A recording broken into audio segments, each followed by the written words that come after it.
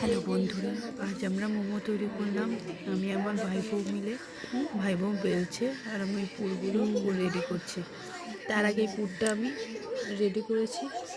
এর ভিতরে একটু হালকা মশলা আর বাঁধাকপি দিয়ে ফ্রাই করেছি। ফ্রাই করার পরে এগুলো বেলে এই যে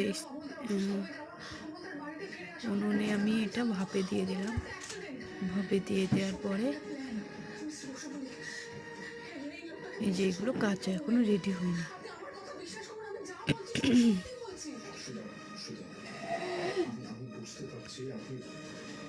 এরপর আমার মোমো রেডি।